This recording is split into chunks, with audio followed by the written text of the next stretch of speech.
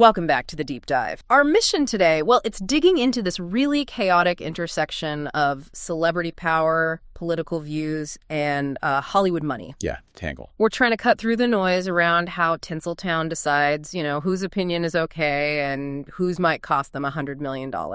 We've been looking closely at sources focused on Rachel Zegler, her statements championing political movement, and how that really clashes with the hard reality of huge... and some pretty clear double standards in the industry that the source... That's right. We're basically dissecting this permanent tension, you could call it, between artists wanting social change, wanting art to provoke. Right, the idea that art should shift perspective. Exactly. And then the brutal financial side, the need for global box office return. So the core conflict we're examining, pulled straight from the source material, is how this expectation for artists to, quote, shift the world. How that bumps up violently against Hollywood's money pressure, especially when a movie costs more than, say, $100 million.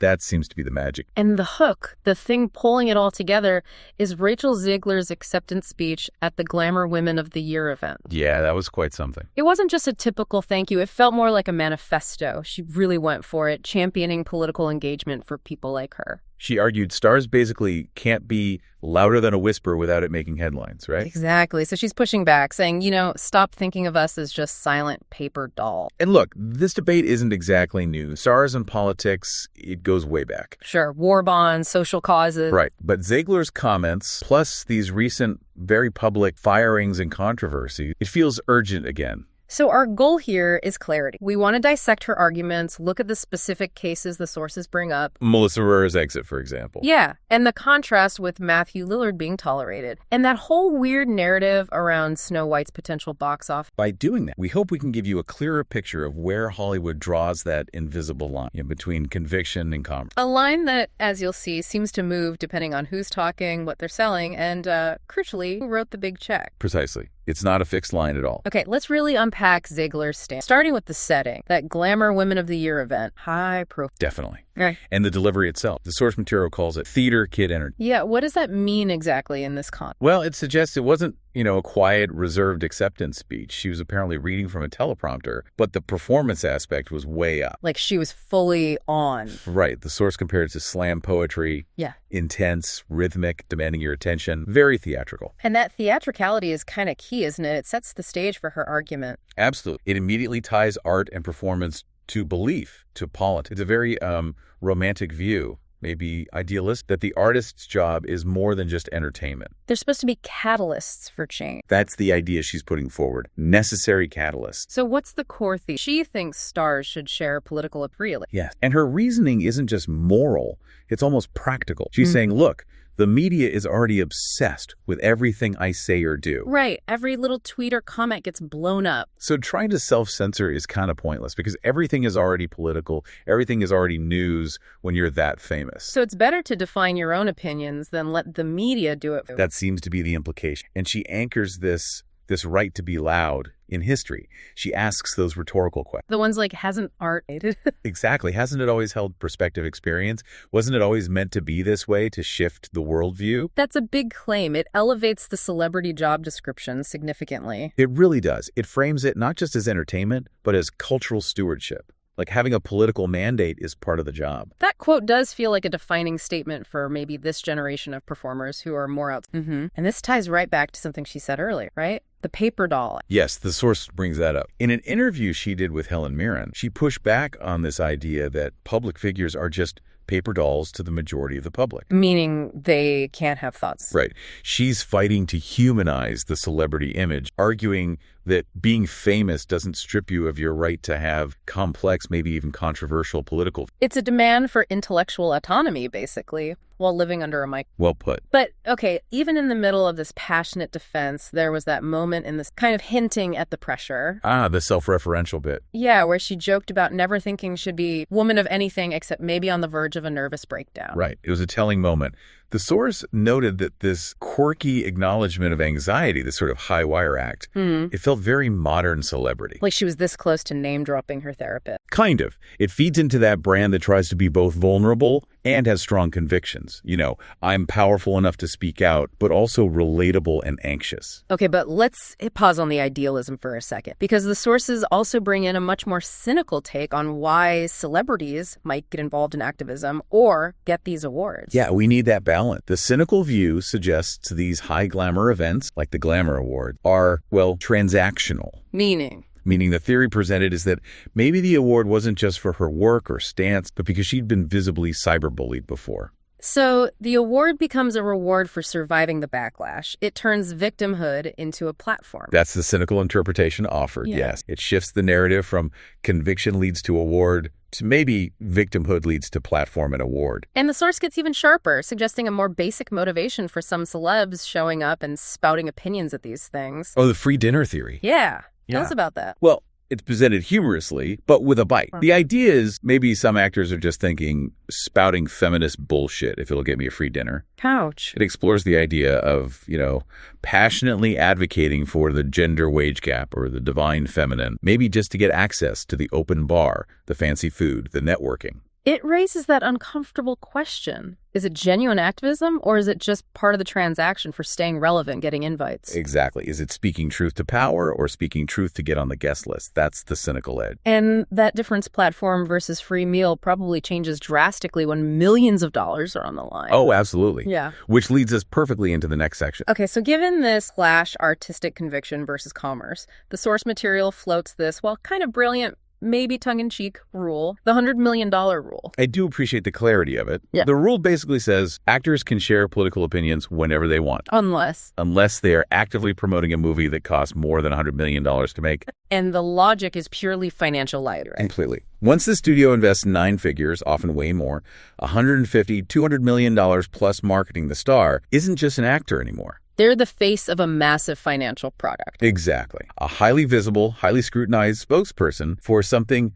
potentially worth hundreds of millions, even billions globally. So at that point, the source says bluntly, they need to shut up until the movie comes out and you've made all the box office money. It bypasses art entirely and goes straight to risk management. Think about it. A $100 million budget often needs another $100 million just for marketing. So to break even, you need, like $300 million worldwide? Maybe more? Easily. So if a star's comment risks alienating even 10% of that global audience, or maybe ticks off a key overseas market, the risk becomes unacceptable to fund it. Shareholders, studios. Intolerable. It's about protecting the investment. That's the key difference. Risk tolerance. Small indie film, maybe controversy help. Huge blockbuster. The margin for error is tiny. Every single public utterance gets weighed against potential lost revenue tickets, merchandise, sequels, everything. So the alternative suggestion the source offers, trying to find some space for the press tour blackout. Right. The idea is, okay, maybe actors can share opinion when they're not on the press, which leaves, 300 days a year? Which, let's be honest, is still basically saying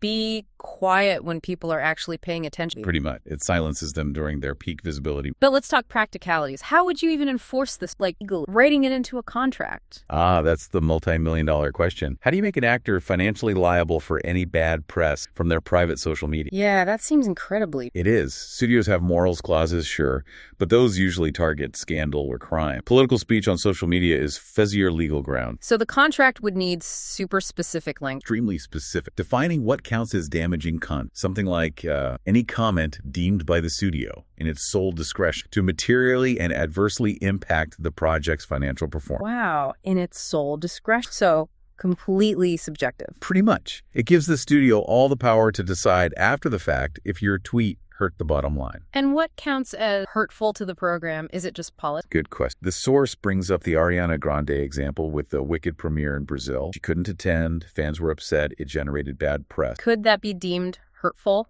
Even though it's not political? Potentially. It shows how broad that term could be interpreted. It gives the studio leverage to clamp down on anything they decide is financially inconvenient. Which leads straight to the next big problem, unequal enforcement. Yeah. What if you have 2 stars in the same huge movie with opposing political... This is where the rule really shows its hand. It's not about principle. It's about catering to the market. How so? The source argues compellingly. that the rule would likely be unequally enforced, depending on the specific movie and its target audience. Give us an example. Okay, take Wicked. Huge budget. The source suggests that if a star expresses opinions that align with the core fan base, described as mostly theater kids, likely progressive, that might actually help the movie's buzz within that demographic. Exactly. It might not hurt the business at all. Maybe it even reinforces the connection. So that star might get a pass. But if their co-star holds views that alienate that core group or maybe alienate a big international market, that actor would feel the pressure immediately. The studio would step in. So the rule isn't applied evenly. So the takeaway is conviction is fine, maybe even good, but only if it matches the target demographic and doesn't risk the global profit. That's the cynical reality presented, yes. And we can see the flip side, what celebrity freedom looks like without that $100 million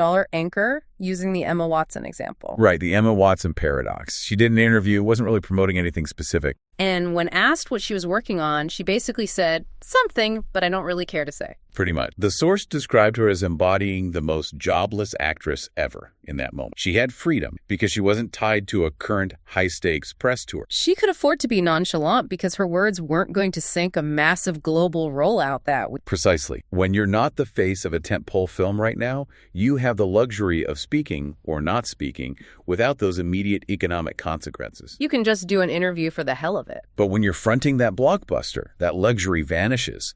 The leash gets very short, and it's held tightly by the studio's risk manager. Okay, let's shift from the theoretical rule to how this plays out in the real world. Case study number 1. Melissa Barrera and Scream 7. Very public firing, late 2020. What were the circumstances, according to the source? Well, the Scream franchise is basically a cash cow for the studio, Spyglass Media Group. So any decision about casting, especially the lead, is high stakes financially. And Barrera's firing. Directly linked, sources say explicitly, to her social media posts about the conflict in Gaza and Palestine, her political opinions on that specific issue. And the source material pulls no punches in its analysis of why that specific opinion led to firing. No, it's very direct. It claims the firing happened because Hollywood's leadership, the brass, is, quote, mostly made up of Zionists. And the implication is that this specific political stance crossed an institutional red line charge. Exactly. The analysis suggests that other political statements, maybe general progressive ones, might have been tolerated. But this specific viewpoint, challenging the consensus within the studio's power structure, was deemed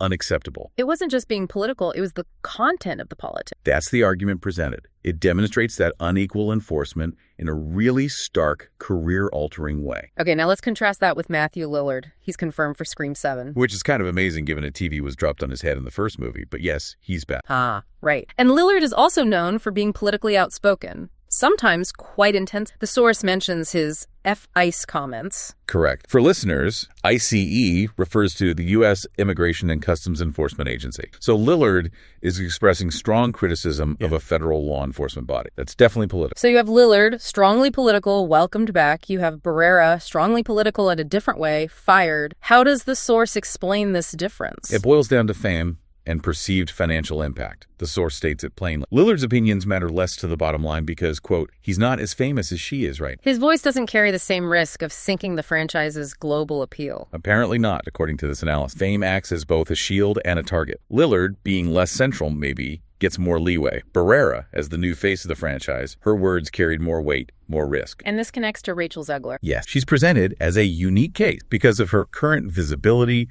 her youth, her connection to massive Disney IP like Snow White. When you reach that level of global stardom, your voice becomes incredibly valuable, but also incredibly risky. Precisely. A supporting actor might have more freedom simply because their comments are less likely to make headlines or sway huge audience segments. The lead doesn't have that luxury. Okay, let's pivot to Zegler herself and the Snow White situation. The source talks about a weird rhetorical trick used regarding a box office. Yeah, that phrase really nails the maneuver. What happened was, before the film even came out, a narrative started circulating. What narrative? That if the movie underperformed, it would be because of Zegler's comments supporting Free Palestine, framed as anti-Israel. So providing a ready-made excuse, a political scapegoat. Exactly. Simple, easy for the press to grab onto, and politically charged. But the source says this was misleading, that the Snow White project had issues before those specific political comments. Entirely misleading, according to the source. It calls the narrative made up out of thin air as a deflect. The real negative buzz around Snow White started much earlier. Right, stemming from her comments about the original 1937 film. Correct.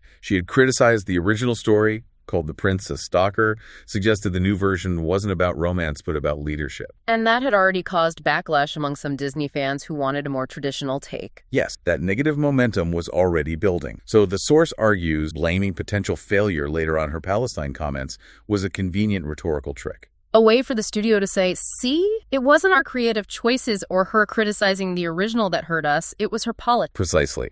It all comes back to protecting that massive 9-figure investment from any kind of criticism, political or otherwise. It really paints a picture of a fraught environment, especially during press tours. The source even touches on the role of journalists. Yeah, it suggests journalists are sometimes working against the actors, actively trying to get you to say stupid shit in quotes, just to generate those clickbait headlines. Creates a real minefield for actors promoting these huge projects. Absolutely. It's a high-stakes game. The journalist wants the controversial soundbite. The actor is trying to sell a huge product while maybe also trying to be true to themselves. And the system seems set up to punish the most visible person if things go wrong. Let's circle back to Zegler's Glamour speech again, because it wasn't just about the big political statements.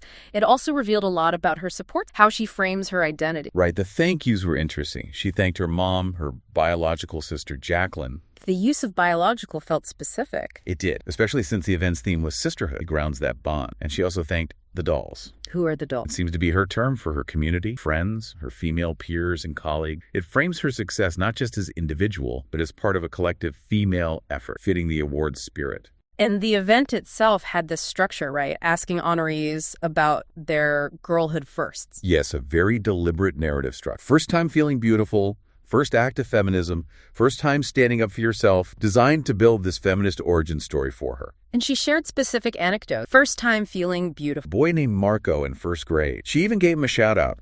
Marco, wherever you are. Very relatable, grounded in childhood. Team Marcos. And her first act of standing up for herself. Telling on a boy who hit her in class. The source adds a little caveat like, well, we don't know his side, but the point is clear, establishing this history of self-advocacy from a young age. But the anecdotes that really seemed to connect her past experiences to her present activism were from her theater background.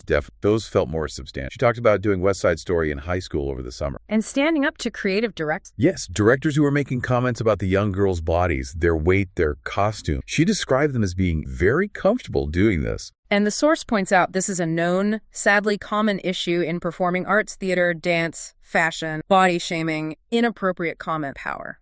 Absolutely. So when she talks about intervening, saying nobody needs that kind of mentality when they're that young, it anchors her current activism in something very concrete and personal from her own professional. It wasn't abstract politics. It was about protecting vulnerable people in her space. She also mentioned specific feminist influences like Charlie's Angels. Yeah, she loved watching Lucy Liu beat up dudes and say no all the time, focusing purely on the female empowerment aspect, the strength. But this is where the source offers a critique of her interpretation. It does. While Zegler highlights the feminist message and the action, the source argues she completely missed a key ingredient to that movie's massive success.